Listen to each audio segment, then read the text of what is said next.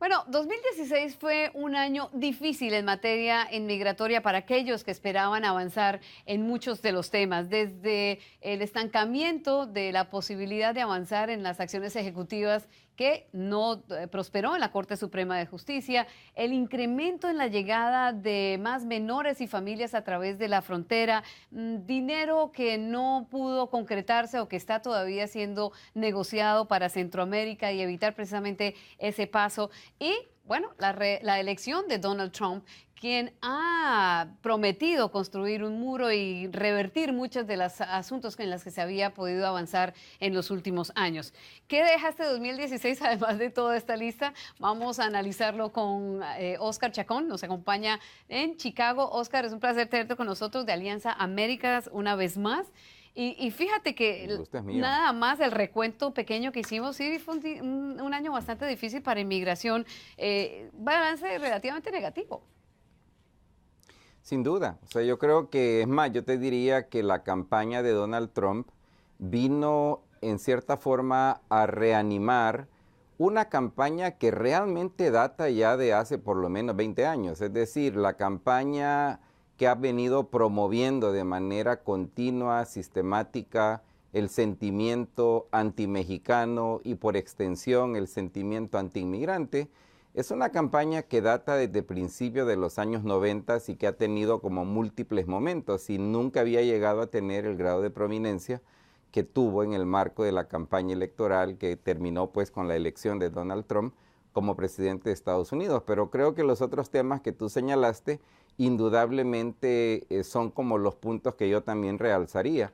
Es decir, el fallo o no fallo, como le llaman algunos, de la Corte Suprema en junio sobre el tema de las medidas de protección migratoria administrativa, conocidas por sus siglas en inglés como DACA y DAPA, y por supuesto en la continuación del éxodo centroamericano, que si bien no alcanza las proporciones que tiene el éxodo migratorio de refugiados en Europa, sigue siendo muy grande. Es más, este año se rebasaron las cifras comparado con el año 2014, que fue el año que precisamente se categorizó como el año de la crisis migratoria centroamericana.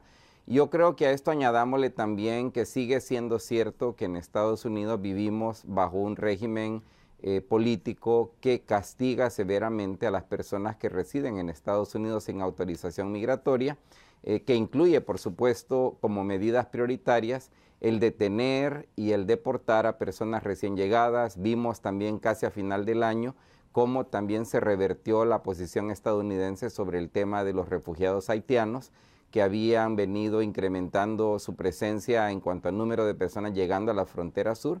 Y vemos también de que ahora hay una postura esencialmente ambigua en cuanto a protección de esta población, que es preocupante porque Haití sigue siendo lamentablemente un país con graves problemas y es súper entendible que la gente busque mejores horizontes fuera de su país por razones no solamente de violencia, que ciertamente existe, pero también de una condición verdaderamente preocupante de falta de oportunidades económicas.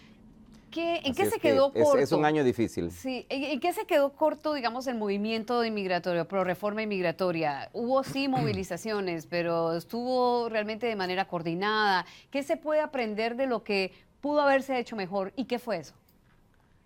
Mira, yo diría que el 2016 habrá que verlo más bien en el contexto de lo que ha sido toda la generación de esfuerzos enmarcados en lo que se conoce como el movimiento pro reforma migratoria comprensiva, que ha sido un modelo fallido, obviamente, porque no ha producido cambios legislativos, ni tampoco ha cambiado la esencia de la narrativa xenófoba, antiinmigrante, antimexicana en Estados Unidos.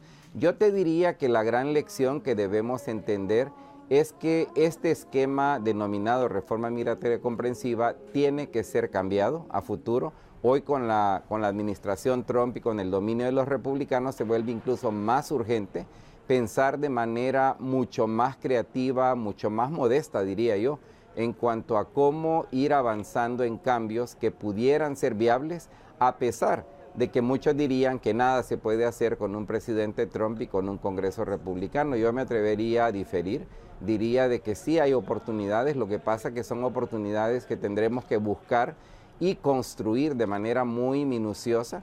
Y repito, entendiendo que el concepto de esta reforma migratoria comprensiva, que nunca fue realmente tan beneficiosa para comunidades inmigrantes, ciertamente no nos ha servido. Yo creo que esa es la gran lección y, por supuesto, también cambiar la realidad del grado de organización y de construcción de alianzas de comunidades migrantes. Pues hablemos entonces de lo que nos espera el 2017 y ante la perspectiva de un candidato Donald Trump que había prometido acabar con todas estas acciones ejecutivas, con estos alivios migratorios, y ahora, después en su primera entrevista a la televisión, después de haber sido elegido, dejó un espacio abierto posiblemente para los Dreamers, para los estudiantes indocumentados.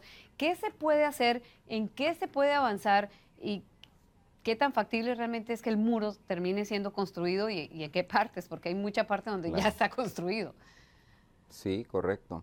Mira, yo te diría, Yone, que definitivamente tenemos que ser precavidos. No podemos pasar por alto las promesas tan peligrosas que hizo Donald Trump en el marco de su campaña. Sería irresponsable no prepararnos para lo peor. Pero por el otro lado, como tú has señalado, ya hemos visto algunas señales que nos indican que la gestión presidencial de Donald Trump en materia migratoria no necesariamente se va a pegar de manera rigurosa a lo que fueron sus promesas de campaña, lo cual no debe de sorprendernos. Hay que recordar que todo candidato que busca ser electo promete literalmente el cielo y la tierra a quienes busca movilizar para que lo elijan, pero una vez elegido, no necesariamente eso se vuelve plan de gobierno. Yo creo que aquí el riesgo más grande es que los extranjeros que viven en el país sin papeles se vuelvan el chivo expiatorio para distraer la atención de otros problemas más graves que el país seguramente va a seguir enfrentando y que se vuelve, repito, muy fácil distraer la atención queriendo hacer cosas como, por ejemplo, construir más muro migratorio o incluso lanzar una campaña de redadas más atrevidas, como las vimos quizás a finales de la década de la presidencia, perdón, de la administración George W. Bush, que serían muy lamentables porque, repito, no son medidas que tienen que ver con lo que el país realmente necesita.